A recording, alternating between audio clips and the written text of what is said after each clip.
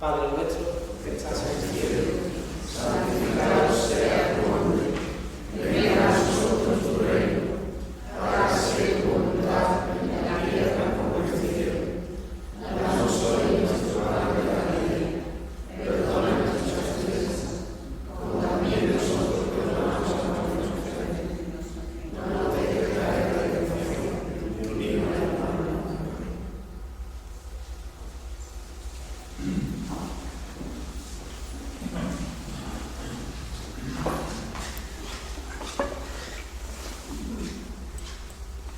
Pues buenas noches a todos, muchas gracias por venir y sobre todo muchas gracias a la comunidad de las Madres Capuchinas que nos acogen, a la Madre María José y a todas las hermanas que nos acogen no solamente aquí, si es que nos acogen además físicamente en la hospedería, de manera que ya tenemos, y nos acogen sobre todo, nos hacen el regalo de poder compartir las mañanas que estamos aquí, pues la oración de laudes al comienzo del día.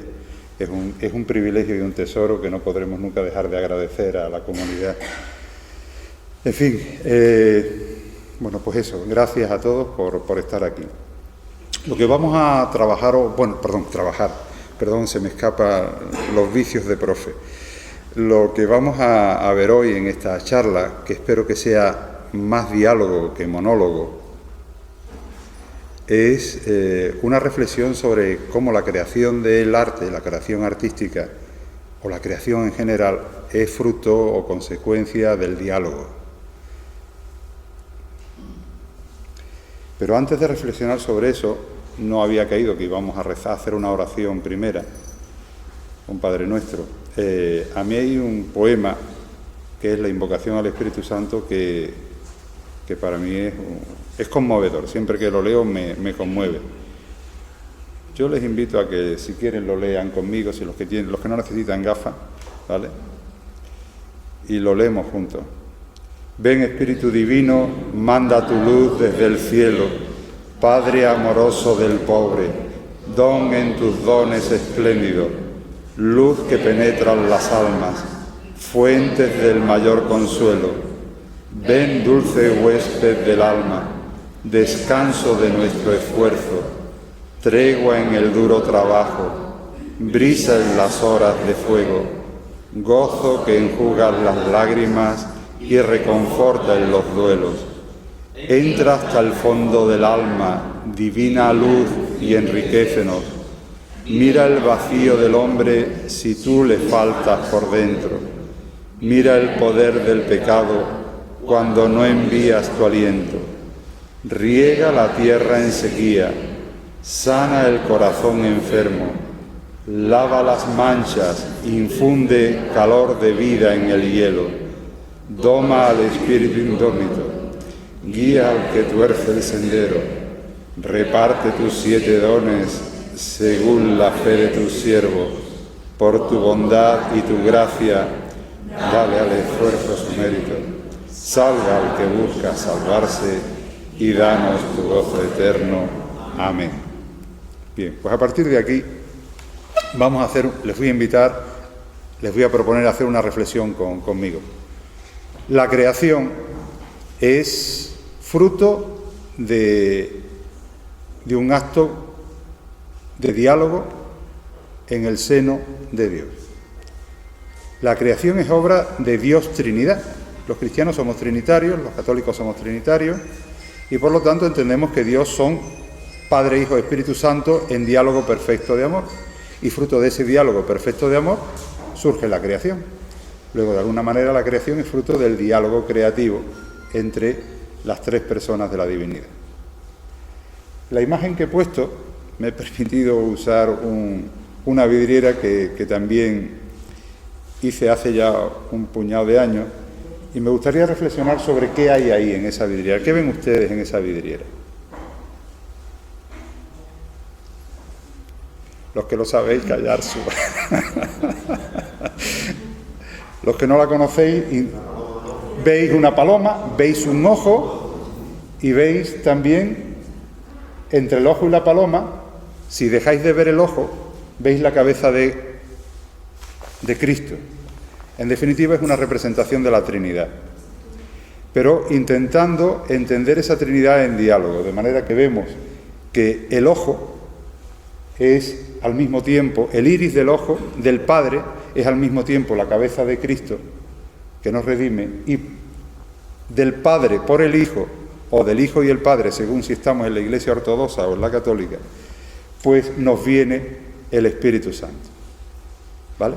Si os fijáis, hay otro detalle, en la diapositiva no se aprecia, y es que los tres comparten el color rojo del costado de Cristo en la mirada del Espíritu Santo y en la mirada del Padre.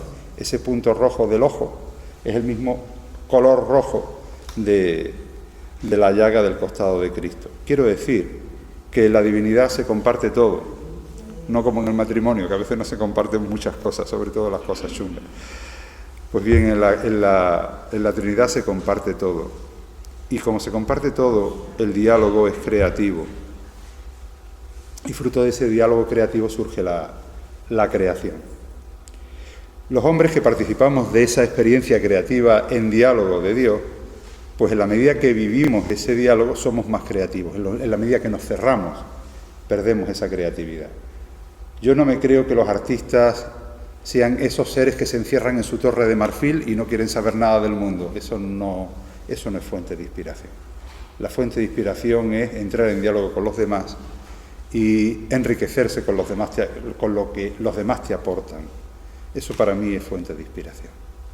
¿Vale?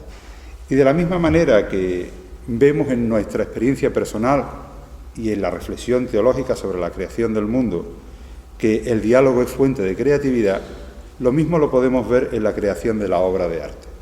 Y el ejemplo fantástico que tenemos es este hermosísimo Cristo del Amor. Para entender la creación compartida de este Cristo del Amor tenemos que entender a los dos autores de este Cristo del Amor.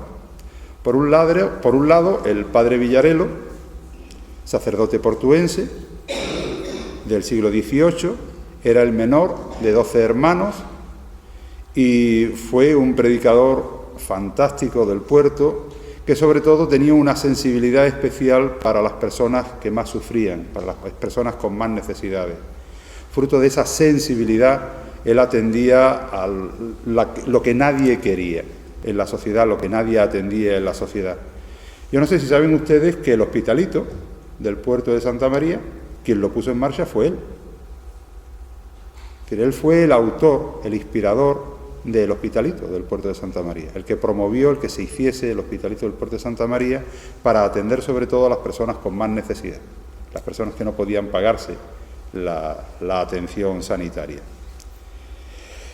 Por lo tanto, era una persona de una gran sensibilidad y además era una persona de una gran oración. Y fruto de esa oración, el Señor le concedió la gracia de tener visiones del Cristo agonizante o del Cristo muerto en la cruz. Y esas visiones, que eran por lo visto muy duras, muy intensas, pues le hizo pensar en hacer este Cristo, que algún artista le hiciese este Cristo. Por aquel entonces estaba por aquí, por la bahía de Cádiz, Luis Salvador Carmona. Luis Salvador Carmona es un gran escultor de mediados del siglo XVIII, fue el primer teniente director de escultura de la Real Academia de Bellas Artes en Madrid. Es decir, que cuando empieza a funcionar la Academia de Arte en Madrid, ya saben ustedes el concepto de academia, todo reglado, todo ordenado, todo limpio, todo equilibrado, pues él consigue la plaza, es el primer teniente escultor de la Academia, consigue la primera plaza de dirección de escultura en la Academia. Claro, una persona que ha conseguido ese puesto a base de lucharlo mucho, no puede hacer un Cristo barroco, porque este Cristo, aunque su ejecución se haga a comienzo del academicismo en España, su concepción es barroca. Un Cristo roto, un Cristo sangrante. Eso el academicismo no lo entiende ni lo acepta. Entonces, yo no sé cómo tuvo que ser ese encuentro y ese diálogo entre el padre Villarelo y Luis Salvador Carmona. Lo que sí sé es que pudo producirse y que si se produjo, Lo más probable es que Luis Salvador Carmona, si aceptase hacer este Cristo, no quisiera firmarlo. Porque si en la Academia de Madrid se enteran que han hecho esto, lo destituyen de director de escultura en la Academia, por ser un escultor antiguo, de la antigua escuela, de la escuela barroca. Entonces, por eso entiendo yo que Luis Salvador Carmona puede ser que quisiese hacer este Cristo, pero no quisiese que se le reconociese. Con todo, sí, yo estoy deseando, cuando el Señor me llame, yo estoy deseando preguntarle un puñado de cosas. Una de estas es esta. Oye, cuéntame qué pasó entre Luis Salvador Carmona y el padre Villarelo, si es que pasó algo. Es una de esas intrigas que, bueno, igual los historiadores, yo no soy historiador, igual los historiadores son capaces de sacar documentación, información que nos den luz sobre este posible encuentro. Lo que sí es cierto es que hubo dos personas. Uno, el padre Villarelo, que tuvo la idea de hacer la escultura, y otro, el escultor que lo hizo, que pudo ser Luis Salvador Carmona. Yo creo que sí, que fue Luis Salvador Carmona. Si algunos de ustedes quieren pelear el tema, les invito a que se lean el trabajo que hice de tesina para esta investigación, y ahí doy datos y argumentos. Ahora no les voy a cansar a ustedes con esos datos escultóricos o históricos, ¿no?, de técnica o de estilo. Lo que sí quiero hacerles ver que fue importantísimo ese diálogo. Es decir, el escultor resistiéndose a hacer lo que el sacerdote le decía, el sacerdote orientando por dónde tenía que ser la talla, y en ese diálogo algunas cosas le diría el escultor al sacerdote, por aquí no va, y otras les diría el sacerdote al escultor, mira, esto tiene que ser así.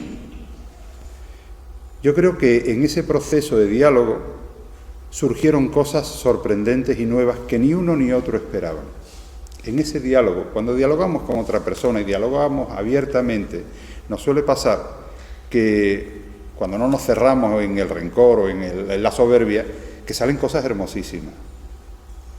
De alguna manera, todos nosotros, cada uno de nosotros, es consecuencia de un diálogo de amor entre mi padre y mi madre, entre nuestro padre y nuestra madre. Somos consecuencia de diálogo de amor, ¿vale? Y en ese sentido supongo que cuando hacemos una obra compartida desde el amor o el gusto por la belleza o el amor a Dios, esta obra evidentemente es una manifestación de ese amor a Dios, pues surge esta maravilla en diálogo. Entonces, quiero plantear 3 momentos, estaba en el título de la conferencia, quiero plantear 3 momentos de diálogo del Cristo del Amor. El Cristo del Amor como creación compartida en el pasado, el padre Villarelo y Luis Salvador, y probablemente Luis Salvador Carmona. Si se fijan ustedes, este es el Cristo de Luis Salvador Carmona, que está en el Museo de Escultura de Valladolid, Museo Nacional de Escultura de Valladolid. No es el mismo Cristo, pero fíjense ustedes que tiene el mismo movimiento, fíjense ustedes que tienen la misma composición del paño, fíjense ustedes que tienen las mismas proporciones. Si nos abstraemos de las llagas y heridas, que son las propuestas y las aportaciones del padre Villarelo, pues se darán cuenta que tiene cierto parecido. Además, hay un rasgo propio de Luis Salvador Carmona, y es que siempre hacía los Cristos no a tamaño natural, sino en una proporción un poco menor. No los hacía del tamaño real, sino los hacía como un 10% más pequeño. Los dos crucifijos, los dos Cristos tienen la misma proporción, la misma clave, ¿no? No quiero entrar, ya les digo, si alguno de ustedes tiene interés, les doy más datos, ¿no? Hay un dato también interesante, y es que Luis Salvador Carmona se sabe que estuvo aquí en Cádiz, entre otras cosas porque su hijo se embarcó en una expedición que iba a América para estudiar las fuentes de la naturaleza allí, que estuvo 8 años, y en fin, tenemos esos datos de que efectivamente, y además tenemos esculturas, tallas de Luis Salvador Carmona en la bahía de Cádiz, en San Fernando, en Cádiz, hay tallas de él. Luego se sabe que estuvo trabajando aquí, en estas mismas fechas en las que se hace el Cristo. Eso es en el pasado. Y ahora, en el presente, el Cristo del Amor está dialogando con todos ustedes. Y estas señoras que tenemos aquí son especialistas en eso. Ellas creo que llevan toda su vida haciendo oración y diálogo, entrando en diálogo de oración con esta hermosa escultura. Es oración a través de esta obra de arte para encontrarse con el Padre, para encontrarse con el Hijo, para encontrarse con el Espíritu Santo. Yo le proponía a la Madre María José que interviniese ahora, pero se ha resistido como gato panza arriba y dice, no, yo no. Pero sería hermosísimo que si ellas quisieran, pues diesen alguna experiencia de ese diálogo de amor a través de la belleza de esta obra de arte.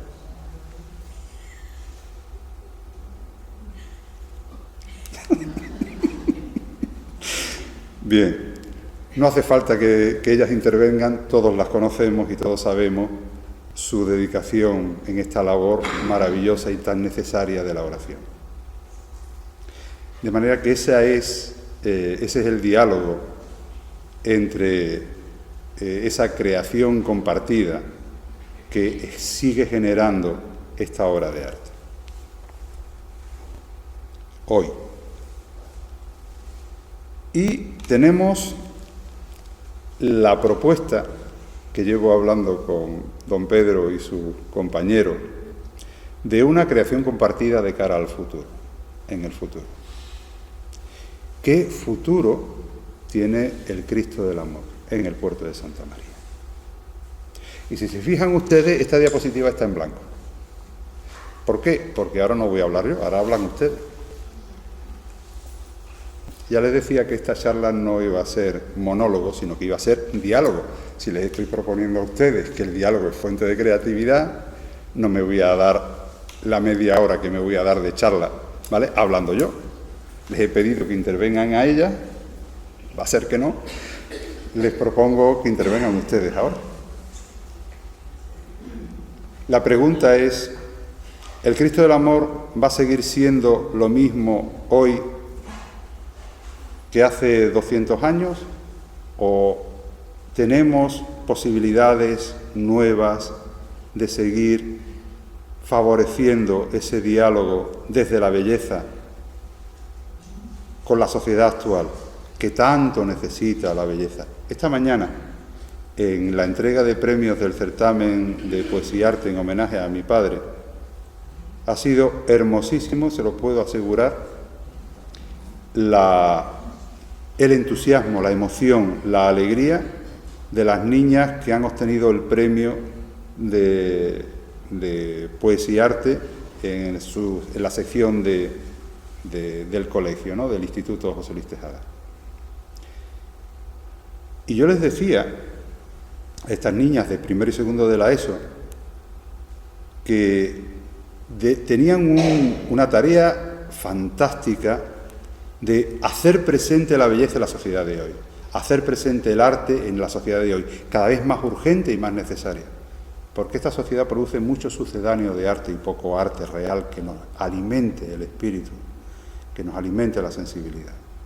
Pues bien, evidentemente tenemos una fuente maravillosa de inspiración que es nuestro querido Cristo del Amor.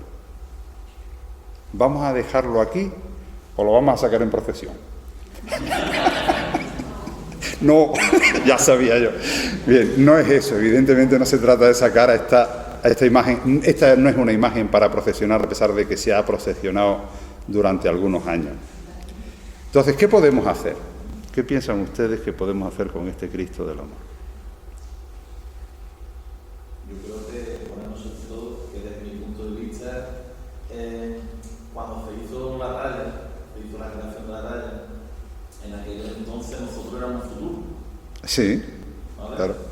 Entonces, hoy en día estamos aquí reunidos haciendo una conferencia referente a la raya, que lo diría el autor de, Sí, claro. de tan bella imagen. ¿Qué puede suceder en el futuro? Pues bueno, que yo creo que esta charla que estamos teniendo hoy aquí, bueno, con medios, va a estar ahí en redes sociales y tal, va a ser un punto de de partir, por lo menos para que, bueno, todo el mundo de la sociedad lo conoce y demás, lo malo que, bueno, darle un poquito más de amplitud y que se sepa un poquito más Claro. de esa historia. Acabas de dar una clave que es muy importante y es las redes sociales. Es decir, este Cristo tiene que estar en las redes sociales.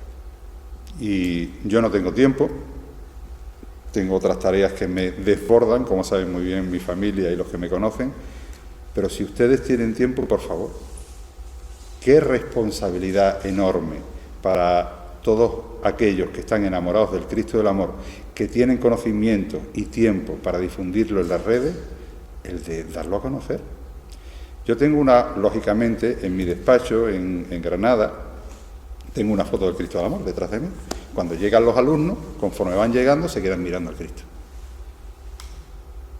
¿Qué te gusta? Y dice, ¡alá! ¿Y eso dónde está? En el puerto. Es decir, evidentemente es un Cristo que puede gustar o no gustar, pero que no deja indiferente a nadie. Eso es evidente. Entonces, pues un valor que tenemos y que hay que darlo a conocer. Entonces, poner en suerte, como hacen los toreros, poner en suerte a las personas de nuestra sociedad hoy en día ante la imagen del Cristo del Amor y que sea Él el que trabaje en su corazón, en el corazón de cada uno de nosotros, es una tarea apasionante. Luego, la primera propuesta de creación compartida de cara a futuro con respecto a este Cristo del Amor es lo que tú has dicho, es decir, las redes sociales. Fantástico. Más cositas.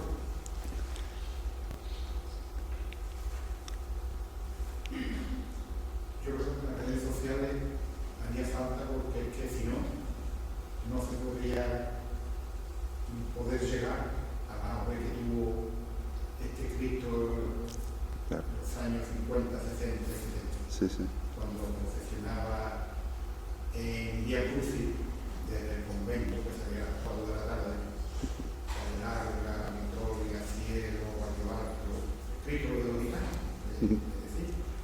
Yo creo que era muchos años. Cuando era Vía Crucis a las 4 de la tarde, mucho antes después de cuando ya salía en procesión, con los nazarenos, con los grupos que llegaban a Cartagena, etc. Si no, no se va a conseguir, porque ha habido un periodo ahí de olvido, desde que se trasladó y se perdió y hubo tanto rol en el puerto, se perdió que estaba muy olvidado. Si no, las redes sociales ahora mismo es esencial, eso es lo que corre Claro. en el alto, vamos. Muy bien. A ver si puede conseguir. Vale. Lógicamente, hay muchas posibilidades de trabajar con las redes sociales, recuperar imágenes antiguas del Cristo procesionando, del Cristo entrando en el penal del puerto, de manera que todas esas imágenes que están en nuestra memoria y están en nuestros recuerdos, eso tenemos que compartirlo, tenemos que hacer un esfuerzo por compartirlo. Eso me parece estupendo. ¿Más cosas?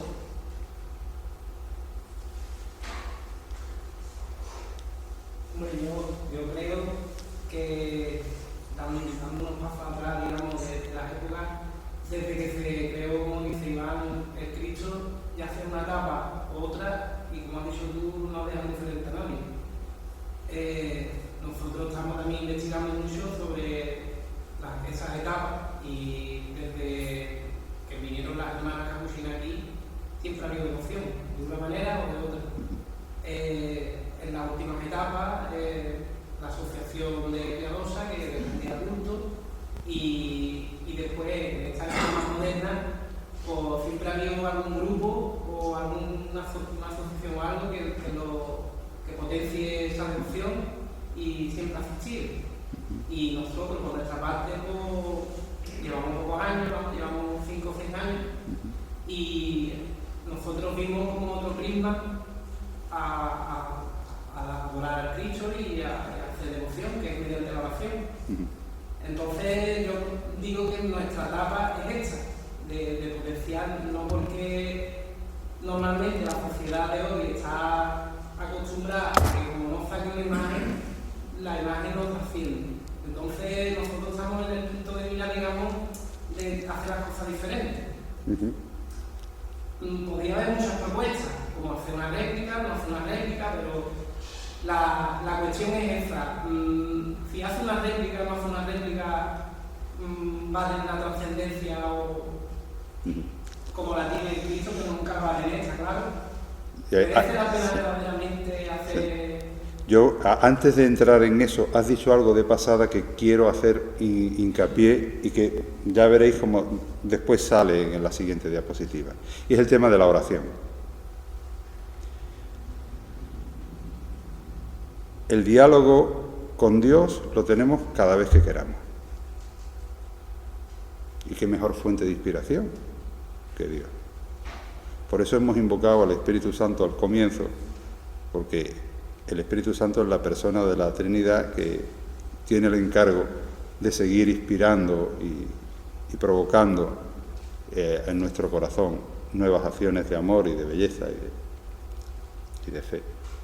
De manera que primero yo os animo a toda la congregación, al grupo de amigos. Fijaros una cosa, Jesús cuando se va, cuando muere y se lo lleva el Padre, vuelve a la casa del Padre, lo único que deja instalado en esta sociedad, en este mundo, es una pandilla de amigos.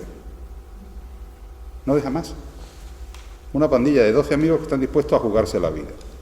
Y fíjate la que liaron esa pandilla de amigos desde hace 2000 años hasta aquí. Por lo tanto, yo creo que es importante que esa pandilla de amigos que sois, es evidente que sois una hermosa pandilla de amigos, que sigáis unidos en la oración. Sin eso, todo lo demás no tendría ningún sentido. Entonces yo os animo a que no decaigáis en el tema de la oración. Y tenéis unas grandes maestras de oración que os pueden ayudar, estas señoras que están aquí. Entonces, dejaros aconsejar y orientar por ellas en el tema de la oración. Si no, ¿qué es lo que acabamos haciendo? Nuestras ocurrencias. ¿Quién fue el maestro de la ocurrencia en vida de Jesús? Judas. Se le ocurrió, ¿vale? Y mira la que lío. Por lo tanto, la única manera de que no acabemos haciendo nuestras ocurrencias es dejando que el Señor nos inspire y escuchando lo que el Señor nos propone. Por eso me parece maravilloso que esta charla la estemos teniendo aquí y que este diálogo que estoy abriendo con todos vosotros sea un diálogo en la oración. Hemos empezado haciendo oración y yo espero que sigamos en esa actitud de oración. Con respecto a la segunda cosa que propone, que es lo de procesionar al Cristo del Amor, quédese tranquila, querida Madre María José, no se mueve de aquí, lo tenemos muy claro todos, ¿verdad? Bien. Podemos hacer una fotocopia a este Cristo. Hay muchas maneras de hacer fotocopias a este Cristo. No sé si saben ustedes que en el Palacio de Prullena había una reproducción en pequeñito del Cristo del Amor. Esa es una solución, hacer una reproducción, una talla en madera. Otra solución, que es la que me atrevo a sugerir, es hacer otra cosa inspirada en el Cristo del Amor, pero que no sea una fotocopia. Me explico. A mis alumnos de magisterio, que dan clases, después darán clases en infantil y en primaria, entre las actividades que pueden hacer en clase, les digo que nunca les propongan a sus alumnos que hagan una copia de una obra de arte. ¿Por qué? Porque no tenemos esa capacidad. Un niño no tiene la capacidad de hacer una copia de una obra de arte, hace una versión. Si buscan ustedes Las Meninas, el cuadro de Las Meninas de Velázquez, y en vez de poner Velázquez ponen Picasso, verán ustedes la cantidad de versiones que hace Picasso de Las Meninas. No hace una copia, hace versiones. Se pueden hacer versiones del Cristo del Amor. Se pueden hacer versiones del Cristo del Amor en hierro. Este es un nazareno de Venancio Blanco, uno de los escultores de escultura religiosa más importantes del siglo XX, que gracias a Dios sigue activo todavía hoy con más de 90 años. Quiere decir que todos los días va al taller de 10 a 2 y de 5 a 8, todos los días, de lunes a domingo. Una persona de 92, 93 años. y hace cosas como este nazareno en forja y en bronce. Se puede hacer esta piedad en hierro forjado. Esta la hicimos entre mi mujer y yo hace ya, ¿cuántos años, Isabel? Unos 20 años, hace unos 20 años. Y hace año y pico hicimos esta Santa Clara, que está en el convento de las Capuchinas de Granada. Se puede hacer una imagen, una reproducción, una versión, ¿vale? ¿Se podría hacer una versión del Cristo del Amor en hierro forjado? Que procesionase, que procesionase por el puerto y si llueve no pasa nada. Como modelo, creo que sí. Ahora, que la sociedad esté preparada para ver una imagen en forma. Ese es el tema que necesito compartir con ustedes y ese es el tema que venía a ofrecer en este diálogo, ¿no? Lo que les decía antes del diálogo de la oración. La imagen esta, ahora vuelvo sobre eso que has planteado, ¿vale? La escultura esta de Santa Clara, que está en el convento de las Capuchinas de San Antón, en Granada, tiene un pie con este texto. Mírate cada día en el espejo de la pobreza, la humildad y la caridad de Cristo y observa en él tu rostro. Y si se fijan ustedes, Santa Clara tiene en la mano una custodia, que en realidad es un espejo, o un espejo que es una custodia. Es evidentemente una metáfora que surge a partir de esta frase de Santa Clara.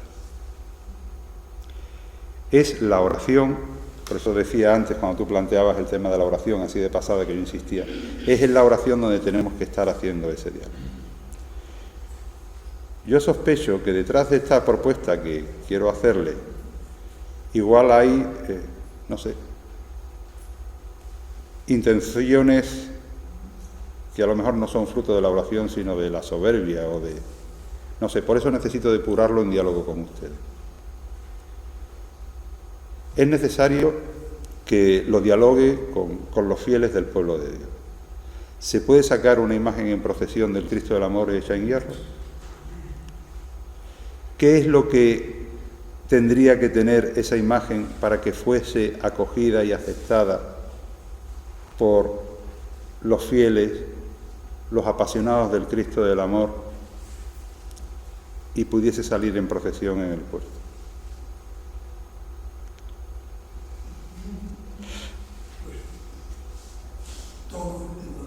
Todo igual.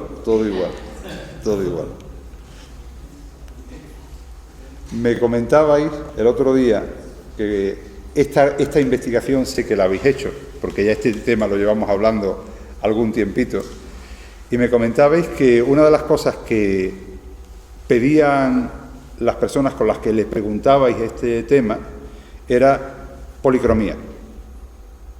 Bien.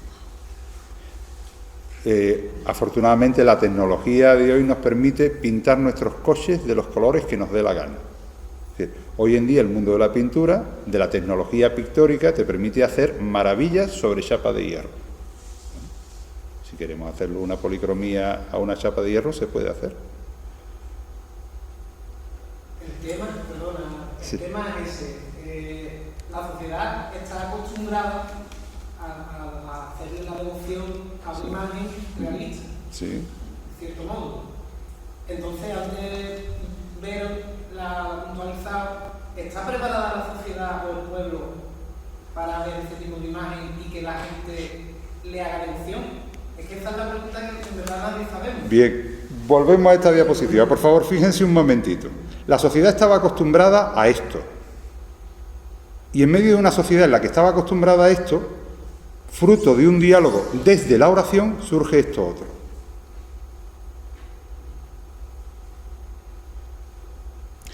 Que la sociedad esté acostumbrada a la mortadela, ¿vale? Pero si le podemos dar jamón serrano, por favor. Yo no digo que esto sea jamón serrano y que esto sea mortadela, no. Pero que la sociedad esté acostumbrada a... Pues le podemos dar otra cosa a la sociedad. En aquella época esto iba Claro, es decir, generó un lío. Este Cristo generó un lío. De la misma... Claro. Claro. Claro. Claro que sí. Fíjense, la película de la Pasión de Mel Gibson, la que ha liado. Claro. Y si cogemos y miramos y leemos con limpieza de nuestra mirada la Pasión de Cristo en los Evangelios, el Cristo ese que hemos visto limpito del neoclasicismo es una película de indio, es decir, que no es eso. Por lo tanto, ¿qué miedo tenemos o por qué quedarnos agarrotados por el miedo a la hora de plantear una propuesta que sea novedosa y arriesgada, si entendemos que puede ser un instrumento para sacar en procesión el Cristo del Amor? Les voy a contar una anécdota, no recuerdo en qué país sucedió, país bajo el dominio soviético, no recuerdo en qué momento, creo que fue en el siglo XX, pero no recuerdo en qué año. Prohibieron sacar un icono de la Virgen. Y el obispo pues dijo, de acuerdo, no sacamos el icono. Pero el icono estaba en un marco. Y el paso de procesión en el que estaba el icono, le quitaron la imagen de la Virgen y sacaron el paso de procesión con el marco sin el icono. Con lo cual, el icono no salió en procesión. No atentaron contra la ley que le habían impuesto para no sacar en procesión al icono. Pero hicieron la procesión. Y todo el mundo estaba viendo en el espacio vacío el icono de la Virgen que todo el mundo tenía en su memoria. Hay obispos con talento. Yo estoy seguro que ese obispo hacía mucha oración. Quiero decir con esto que si sacamos un Cristo que no sea una copia, porque no debemos hacer una copia, sino debemos hacer una versión, debemos hacer ese marco que nos recuerde a este y que invite a venir a ver el original. Esa es la propuesta que quería hacerle. Si les parece bien, yo la pena es que tengo la desgracia de no vivir en el puerto, vivo muy lejos, vivo en Granada. Yo desde Granada todo lo que puedo hacer propaganda de esta hermosa imagen la hago. Pero ustedes tienen la suerte de vivir aquí en el puerto y conocer a mucha gente en el puerto. Coméntenlo. ¿Sería posible? ¿Funcionaría? ¿Gustaría, teniendo en cuenta que iba a ser en hierro y que podría ser policromado y que podríamos... Sin prisa, ¿eh? ¿Saben ustedes una anécdota de Gaudí, cuando estaba empezando a hacer la Sagrada Familia en Barcelona? Estaban empezando a poner los cimientos, estaba el proyecto, el boceto, y la gente veía, y decían, bueno, pero esto tardará siglos. Y decía Gaudí, mi cliente no tiene prisa, es eterno. Entonces, bueno, no hay prisa, ¿vale? Yo estoy ahora mismo pasando unos días de muchísimas prisas porque estoy con un congreso, con la exposición, con lo otro, y no, así no se hacen las cosas. Una de las cosas que he aprendido en estos 15 días, fruto de este estrés en el que estoy, y gracias al diálogo de la gente que me quiere, de mi mujer, de mi hija, de mis amigos, es que las cosas no se pueden hacer con prisa, no podemos estar en el estrés. Entonces, otra de las cosas que estoy aprendiendo, seguimos aprendiendo a pesar de los años, es que hay que hacer las cosas sin prisa, ¿vale? Dándole tiempo a Dios, que es eterno, ¿vale? Pues sin prisa, si tienen ustedes la amabilidad de plantear esta reflexión que les he resumido en esta escasa media hora. Bueno, tenéis mi teléfono, sabéis dónde estoy. Si esto sale, da vuelta, recogéis sensaciones que puedan generar, pues a vuestra disposición, ¿vale? Y esto era lo que quería plantearles esta noche, así que muchas gracias.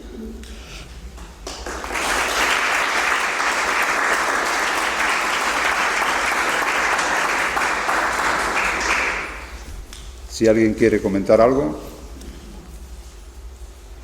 pues Que tengan buena noche, muchísimas gracias por acompañarnos. Gracias, queridas hermanas. He procurado ajustarme a las horas para que ustedes no tengan que acostarse muy tarde. Así que nos vemos mañana a las 7. Muchas gracias. Bueno, después de esta magistral conferencia, que hombre, ha sido muy amena porque ha dado pie a que la gente pueda ir a colaborar y a decir su opinión. Muchas gracias, Pablo. Y ha sido un placer también para nosotros conocerle y proponernos y por lo menos dar pie y promover lo que es el Cristo en Amor que ya llevamos tiempo haciendo. Queremos tener un pequeño detalle. Bueno, sí, gracias a las hermanas también, que siempre están dispuestas a también a estar en estos actos y nos conoce lo que hacemos y también quiero dar esas palabras para ellos. Y queríamos hacer un recuerdo a Pablo por esta conferencia tan magistral que has hecho, y se lo va a entregar un miembro del grupo, Iván. Muy bien.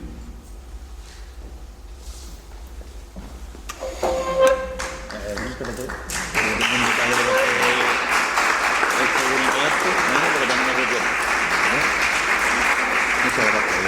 Buenas noches. Muchas gracias. Estupendo. Y nada, pues nada, muchas gracias a todos por la asistencia. Os recuerdo que seguimos con los actos. Precisamente el miércoles 15 hacemos la oración mensual al Cristo en Amor. Después el viernes 17 tendremos la exaltación, la sexta exaltación a cargo de José Manuel Cristo Álvarez. Y nada, quedan todos invitados y muchísimas gracias a todos.